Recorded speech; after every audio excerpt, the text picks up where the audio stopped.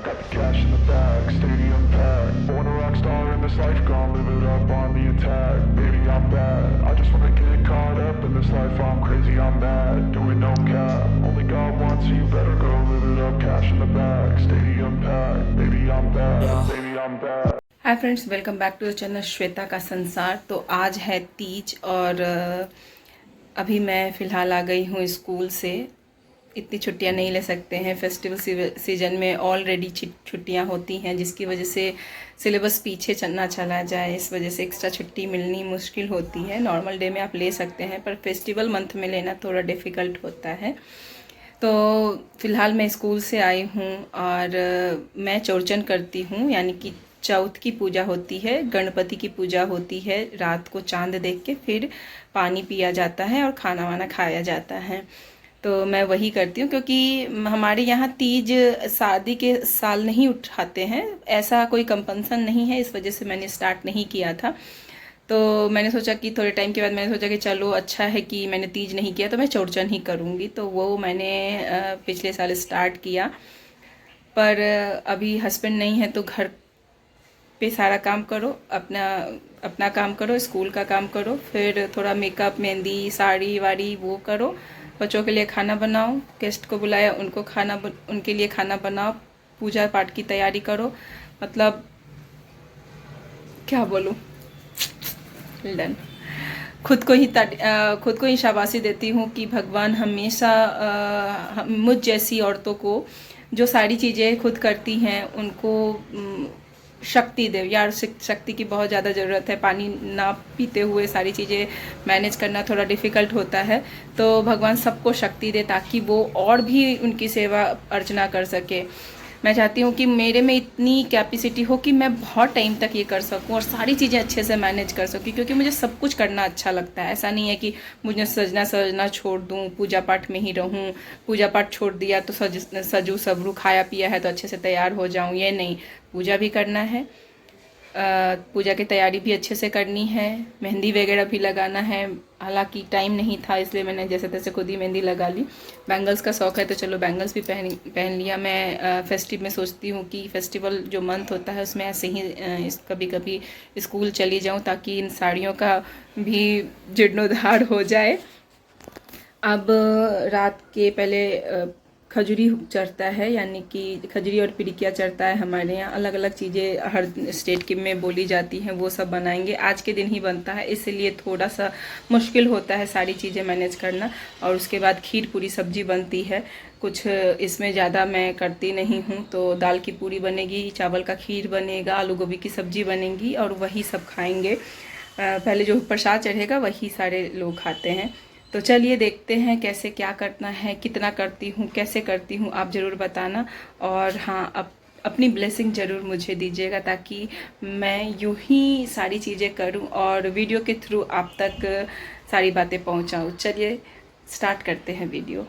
Kitchen में खजूरी और पिरिकिया बनता है, तो जो ऑलरेडी यहाँ पे बन चुका है। एक तरफ पिरिकिया छनाया, इधर खजूरी छनाया, खीर बनाया मैंने, दाल की पूरी बनी और इस तरीके से फाइनल लुक मेरा, मतलब मैं रेडी हो चुकी हूँ अब पूजा के लिए। चौरचन जो है वो फैमिली के लिए की जाती है, यानी कि हस्बैंड बच्चे सबके लिए किया जाता है।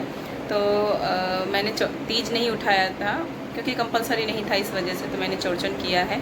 अभी जाके थोड़ी फ्री हुई हूँ, क्योंकि 4:30 बजे तक काम में ही बिजी थी। अभी मोस्ट ऑफ काम हो गया, बस थोड़ी सी पूरियाँ हैं। जब सब पूजा पाठ हो जाएगा, खाने लगेंगे, तभी बनाऊँगी। मैंने 15 पूरियाँ बना ली हैं और खजूरी बनाया, पिरिकिया बनाया और फिर खीर बनाई, पूरी बनाई, सब्जी भी बन चुकी है। तो सारी चीज़ें हो गई हैं। चलिए अब दिखाती हूँ मैं अपना फाइनल लुक। ये रहा मेरा फाइनल लुक। पिंक कलर की मैंने साड़ी पहनी है और ये मैंने ब्लाउज बनवाया था, तो वो है। हाय, डलिया है, पहले मैं अईपन इसमें भी दे दूँगी। चावल के आटा को मैंने पीस लिया है। सारे पत्ते मैंने धो के रख लिए हैं, इसी पत्ते पे चढ़ेगा। अभी श्रेया बर्तन धो रही है, तो सांझ दिखाते हैं पहले। और फ्रूट्स वगैरह सब सब कुछ धो के रखा हुआ, बस मुझे डाला संभालना है, सजाना है और फिर चलते हैं छत पर। छत पे ही ये पूजा होती है क्योंकि फल के साथ या किसी भी चीज़ के साथ, दही वगैरह के साथ में इसकी पूजा, मतलब पहले चांद को देखना होता है। तो पहले चलते हैं छत पर, घर की पूजा करते हैं, फिर छत पे चलते हैं।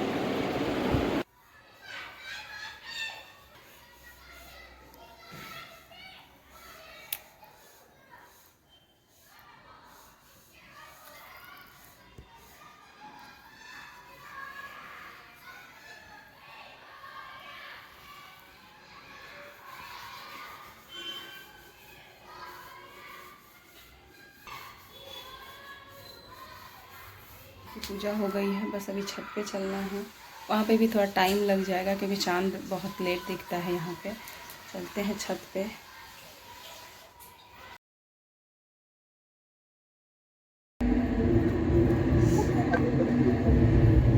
नाइटी पहन लिए?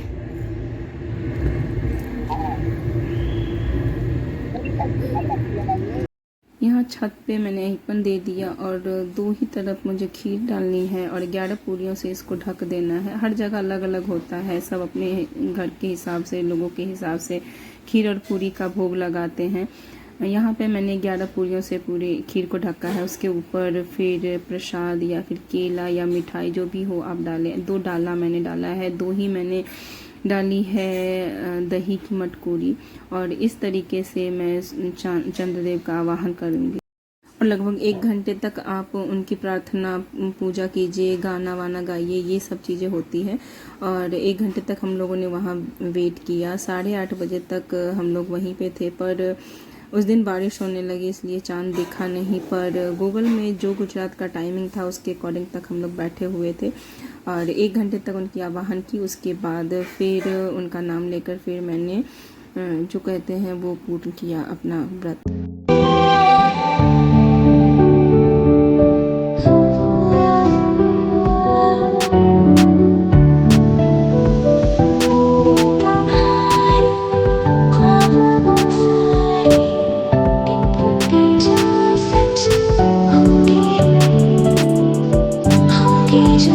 पूजा पाठ हो गई हुई है, अभी सबके खाने पीने का प्रोग्राम चल रहा है, सबको खिलाऊंगी।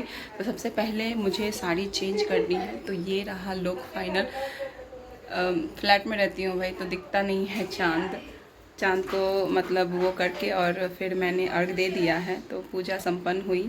ईश्वर हमारी मनोकामना पूर्ण करें। ये होता है ज़्यादातर कि आप किसी भी तरीके के कलंक से बचे। वही वाला। तो चलिए देखते हैं और क्या करते हैं। मैंने कुर्ती पहन ली, सबका दिखाते हैं क्या करते हैं। जितने पार्ट से घुसेगा उतना वो अलग अलग टेस्ट देता है, गले में लगता है। जीभ में डालेगा तो मीठा लगेगा, वो मुझे बहुत अच्छा लगता है। वो मतलब सब में अलग मतलब रहता है, सभी टेस्ट रहते हैं।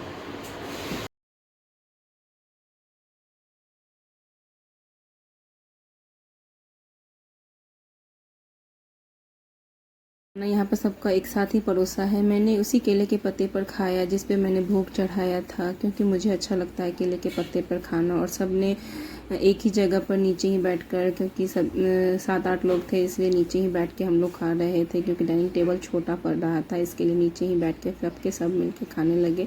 अच्छा लगता है जब एक साथ में मिल के व्रत खोलो या सबके साथ मिल के खाओ, तो फिर काम भी ख़त्म होता है और अच्छा भी लगता है। तो हम लोग का बहुत ही अच्छा ये टाइम गुजरा। कुंज बस मस्ती में बिजी है, ऋषभ अपने काम में बिजी है और सभी के सभी खाने में बिजी है।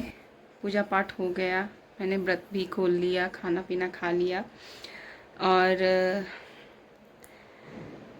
अच्छा लगा। सभी आते हैं तो बैठ के बात भी होती है। और चौरचन में क्या होता है कि पूरे दिन आपको व्रत तो रखना ही पड़ता है, निराहार, साथ ही साथ उसी दिन सारी चीज़ें बनती हैं, तो थोड़ा डिफ़िकल्ट होता है। तो लोग एक दूसरे की हेल्प करते हैं तो वो बहुत अच्छा हो जाता है। तो हमेशा ये लोग आ जाते हैं तो अच्छा मुझे लगता है कि चलो मेरा व्रत पूरा हो जाता है। मम्मी के पास नहीं भी होती हूँ, कोई अपना नहीं है, तो भी मुझे अपनों की कमी खलती नहीं है। तो ऐसा ही कोई व्रत त्यौहार हो तो लोगों के साथ में सेलिब्रेट किया कीजिए। थोड़ी परेशानी होती है पर यकीन मानिए मज़ा भी बहुत आता है। और दूसरी बात है कि ये जो व्रत होता है ना वो मतलब ऐसा है कि मतलब आपके ऊपर कोई किसी तरह का कलंक ना लगे, तो कलंक नहीं लगने की वजह से ये व्रत रखा जाता था पहले कि गणपति की पूजा की जाए, क्योंकि चांद को देख के कलंक लग गया था चांद को, तो जो भी ऐसा होता था कि जो चांद को दिखेगा तो कलंक लग जाएगा।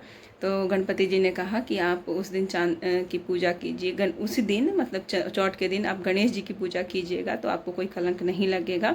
और किसी भी फल से या दही से आप चांद को देखिए, गणपति की आप आराधना कीजिए उस समय, तो आप इस कलंक से बच सकते हैं। और इसी पर ये कहानी भी बेस्ड ऑन है और इसी पर ये कथा भी कही है। मैंने भी कथा उसी से समय सुनी थी, पर टेरिस पे इतना रोशनी नहीं होने की वजह से उतना सब कुछ क्लियर आया नहीं। तो बस फिर भी मैंने बहुत कोशिश की कि मैं सारी इन्फॉर्मेशन आपको दूं। अगर वीडियो पसंद आता है तो लाइक करिएगा, चैनल पर नए हैं तो सब्सक्राइब करना नहीं भूलिएगा। फिर मिलते हैं अगली वीडियो में नई बातों के साथ, नई चीज़ों के साथ। तब तक के लिए bye bye and take care. जय श्री राम।